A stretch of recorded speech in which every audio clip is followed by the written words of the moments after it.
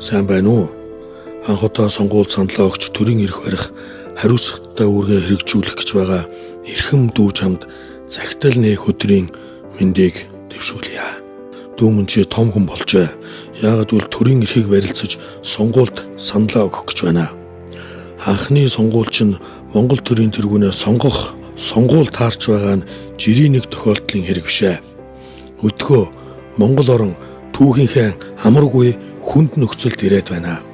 Улсын өрд хожид байгаагүй хэмжээнд төрж яг өнөөдөр нэг хүнд 12 сая 500 мянган төгрөг оногдож байна. Монгол хүмүүр үхтэй ийм өрүүлдэж төрөхдөө ийм өр өвлөн авч байна. Газар нутгийн 3/1-ийг лицензээр дамжин харийнхны мэдэлд очсон. Энэ бүхнийг хянах үүрэгтэй төр нь эзэнгүүдэж хулгайч офшорчдын үүр уурхай болсон. Довчхондоо Монгол орших эс оршихын зааг ирмэгт тулаад байна. Энэ бүхэн Монголын иргэн бүхэнд хамаатай. Тэр тусмаа ирээдүйн болсон дүү чамд бүрч их хамаатай. Энэ удаа Монголд аль нам ялах нь огтхон ч чухал бишээ.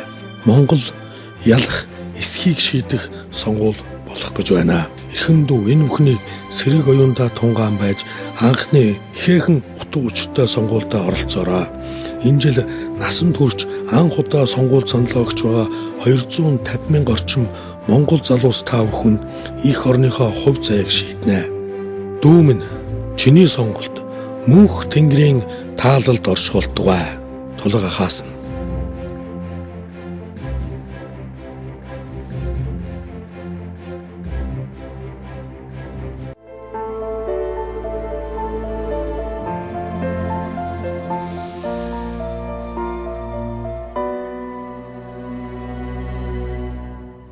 Хорин жилийн өмнө 1993 оны 7 сарын 20-ны орой би тэр анх 1-р төрөгтөөр танилцж байсан.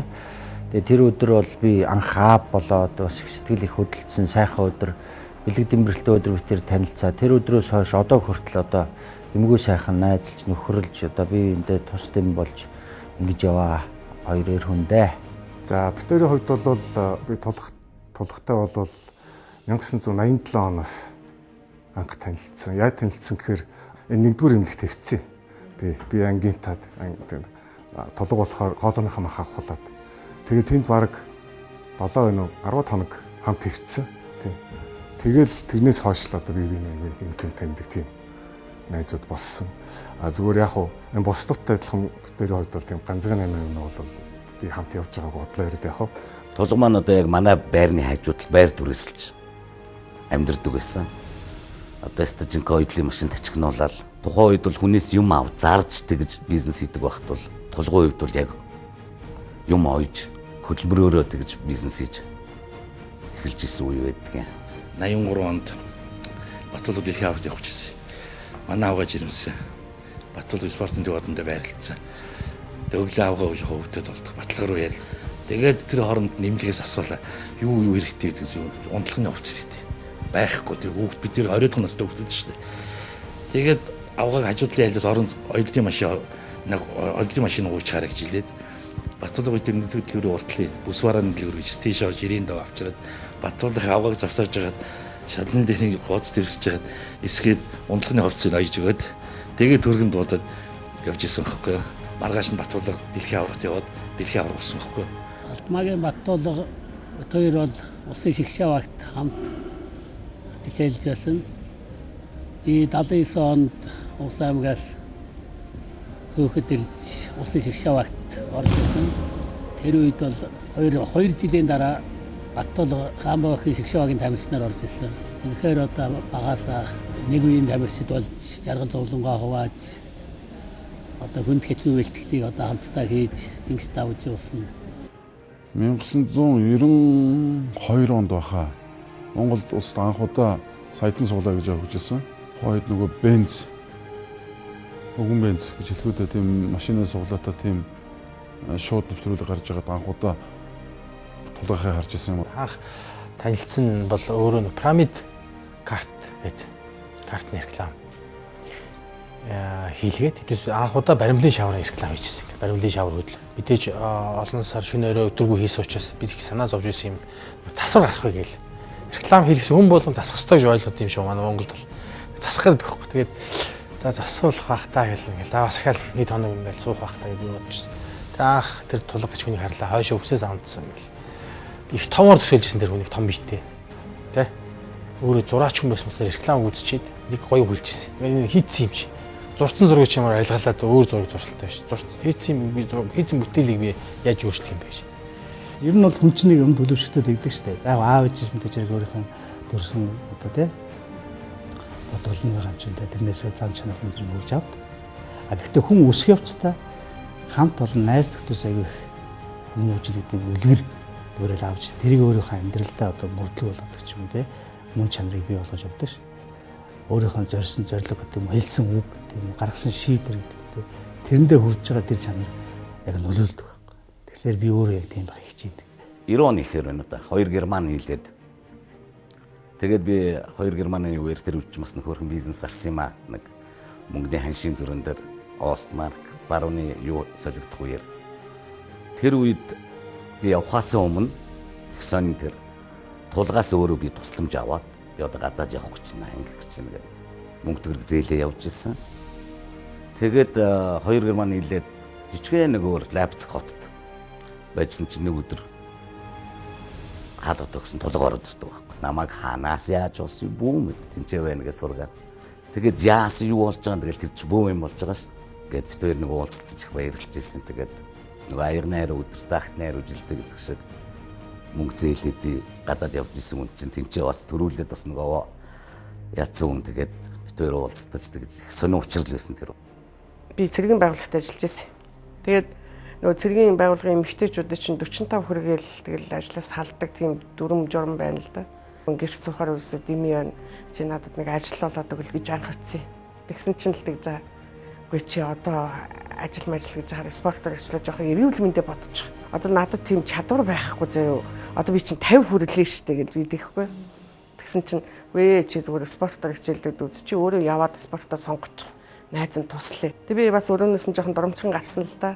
Хүн ажил гээд очиж явах тий спортоор хичээлж юу ярьж явдаа гэсэн маягийн бодоод тэгэл одоо Батулгын дэмжлэгээр би чинь дэлхийн аваргаас 2 алт 2 мөнгө медаль дэлхийн тоглолтоос 2 алт авлаа. Сая энэ 4 сард Шинэ Зеландд болсон одоо тэр 4 жилд болдог олимп маань дахиад энэ жил болоод дахиад би рекордоо 2 шинжилэн тогтоогоод ирсэн. Ингээд дэлхийн рекорд 8 рекордыг би эзэмшиж байгаа. Энэ бол Батулгын лаачгав гэж би боддتي. Би одоо тийм тус дэм болсон гэж өөрийгөө хизээч хиндэж ярьдгүү. Миний тех ёстой үүрэг гэж боддог хүн шиг олон хүнд тусалж байгааг нь би мэдж байгаа. Яг зөвхөн хувь хүнийхээ хувьд бол би бас яг тийм ингээд тэ ойр дотн бол биш бид нар зөөхөн удаа уулзж ирсэн. Гэхдээ биднээс хийж байгаа үйл ажиллагааг тэ одоо ер нь зөв миний мэдхээр бол аюул олон юм залуучуудыг яг юм хийгээд явж байгаа. Гэхдээ ингээд тодорхой хэмжээний нэг хүнд янзын үе байж шүү дээ. Яг дэмжлэг хэрэгтэй үед нь дэмжиждэг бас яг туслахыг дэмжих гэсэн хүмүүсээ дэмжиж тусалж гаргаж чаддаг.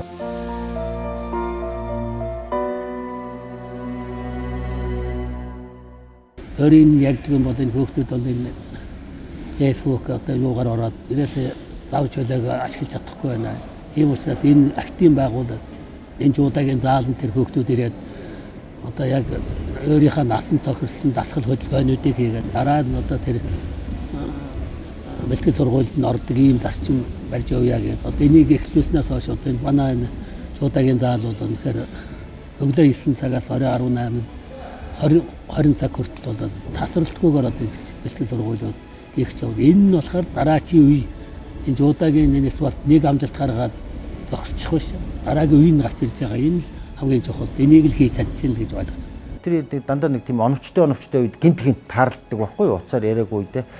Нэг өдөр солинд дүүргэний гадаа гараад ирсэн чи яг урд машин нэрээ зогслоо. Тэгсэн чинь ажилтай байна уу юу байна завтай байна гэсэн чи хөл юмд явъя гэдэг. Тэгээ яваад анх одоо энэ монголчууд Монгол оронд ирж байгаа гадаадын жуулчдын очдог бас монголчуудын очиж амралт чөлөө цагаа одоо өнгөрөх дуртай цончин болдгийн шавыг тавихад би хамт явж байлаа. Тэгээд тэр цөөхөө нэг 5-6 хүн явж ясны нэг нь би. Тэгээд би тэнд очиод одоо би цончин болдог дээр очиод хүүхдүүдтэй, найзуудтай, танилуудтай ярьдаг. Би одоо энэ цончин болдог хөшөөний чинь шавыг тавьж явсан хүн шүү дээ гэж бас энэ бол миний амьдралд бол бас мартагдахгүй сайхан хуудас гэж би бодож явдаг. Тэгээ нэг 13 зуунаас хавуулаад ингээд нэг үзэж харуулах юмтай монголчууд гэж нэг эсхий туурахтан одоо нэг ийм ард түмэн нүүдэлж авах соёлтой юм хүн байсан гэдгийг тэс нь харуулаад тэр түүхэн дээр нь цаасан дээр бичсэн байгаа зүйлийг бодит би тэр харуулсан сайхан өшөө болсон би бас тулгаараа барахтай юм аа. Улаанбаатар хотоос 50 зүүн тийшээ 50 км зайд байгаа агуур Чингис хааны морь төшөөг босгосон өнөөдөр гадаа дотоодын хүн болгоны очих дуртай газар нэг байна.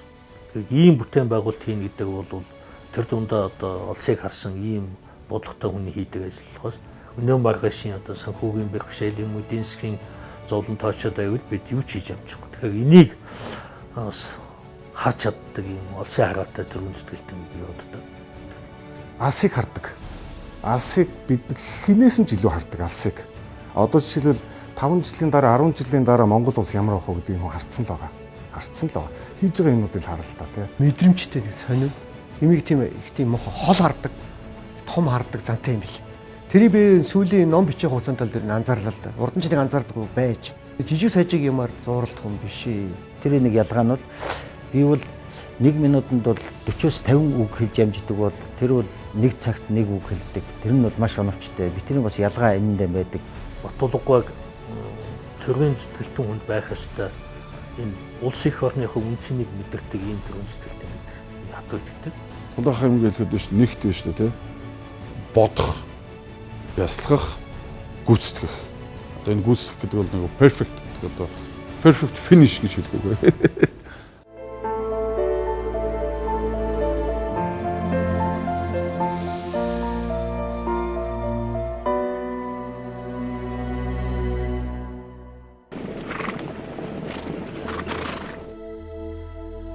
Ялагдсан, алагдсан, халагдсан, ярихтэй бэрх цаг үеэн гэрчилж, ядарсан, айсан, олны өмнөөс дуугарсан, явуулын хүн станцууд минь ээ, явж дүүгүй байж болохгүй, яруу үнний элч зардсууд минь ээ.